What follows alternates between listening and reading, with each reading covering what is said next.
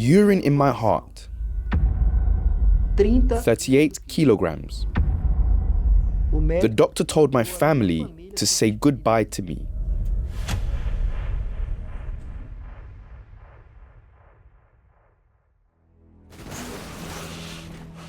All of this started with an accident when I crashed my motorbike. I got up from the accident and walked home, thinking it had been a simple bump. I was badly hit in my private parts. About 2 months later, I went to the bathroom one day, and despite a lot of effort, I could not urinate. I then began to lose blood, pure blood.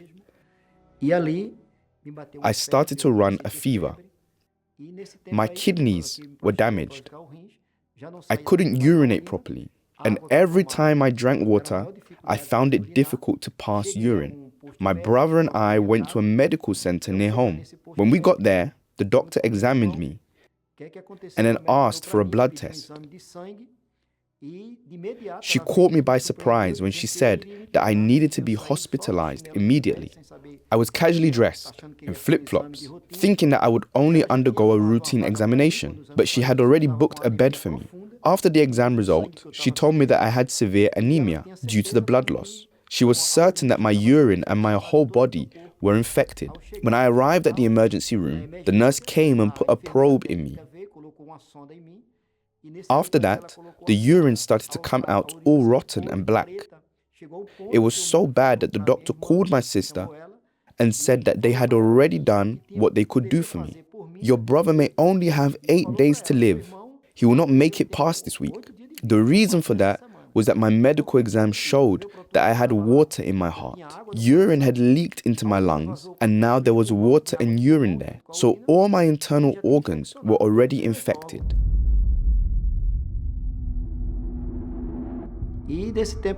At that point, I was no longer eating, so I started to lose weight. I became that way we can see in this picture. After 4 weeks, I was weighing 38 kilograms. My kidneys were no longer working. I had to undergo hemodialysis. I was then transferred to the ICU, as the doctor said that he had done all he could do for me. They had done all that could be done for me. They told my sister to inform my family that I would not make it out alive. I could not eat through my mouth. There is another picture which shows me with a probe.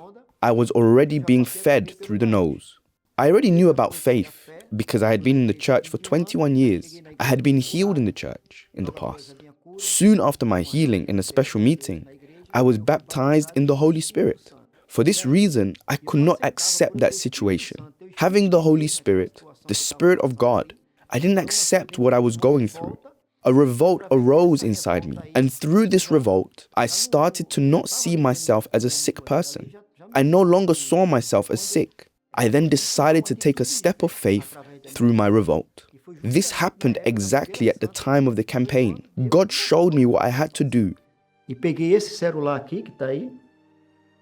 I took the mobile phone that you can see by my side when I was already in that situation, using the probe. I was revolted, and with that mobile phone, I called someone and asked for a favor. I asked my friend for a favor.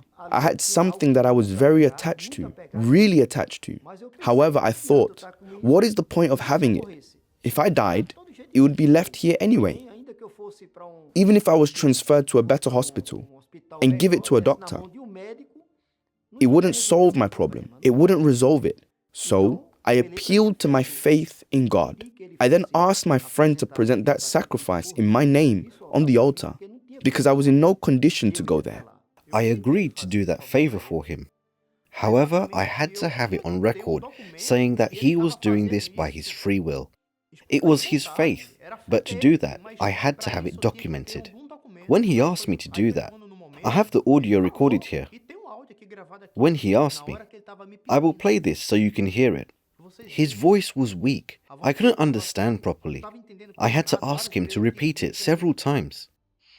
Hi, Jefferson. Hi, Sandro. Jefferson, pay attention so that it all goes right. I have enclosed the evidence of my challenge in the envelope. Place it on the altar tomorrow.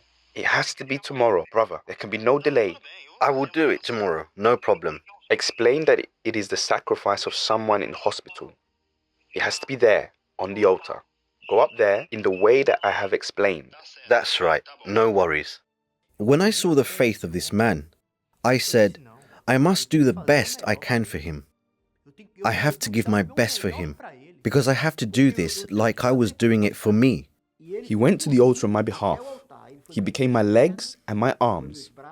I put Sandro's life on that altar.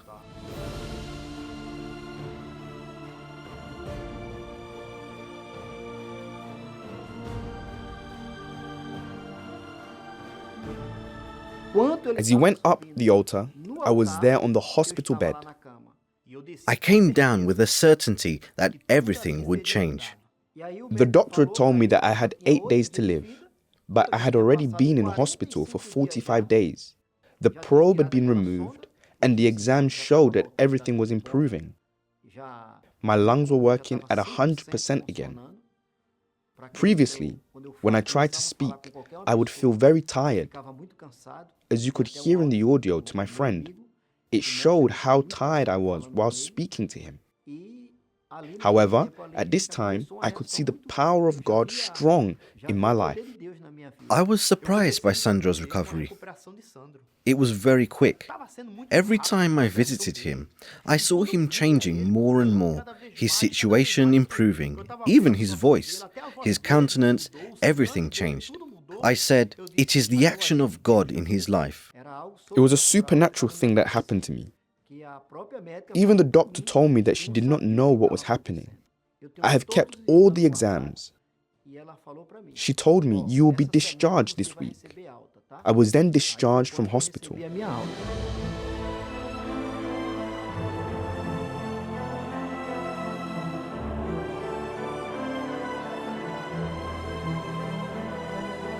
For someone who was like that, 38 kilograms, lying on that bed, I show this photo that I kept to people, and they don't believe that it's me.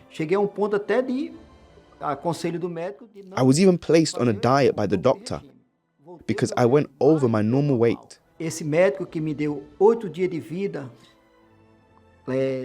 months after I was discharged, I had to return to hospital to have some routine exams done. The same doctor who had given me 8 days to live looked at me, then asked me to get on the scales to get weighed. He looked at me, hugged me, and he was very happy to see me so well. I told him, I came walking up the ramp, and I'm not tired. That ramp at the hospital was very high, and here I am. At the end of the day, the only one who answers everything for our lives, who resolves everything in our lives, is God. It is the altar. The altar resolves. Today, the restaurant I have does not mean anything to me, not even what I placed on the altar. God has given me more than I placed on the altar for him. Sandro is a friend, a brother that faith brought to me. I could not disappoint him or God, let alone his faith, because I have never seen a faith like this. If it hadn't been for the Holy Spirit, I would have given up.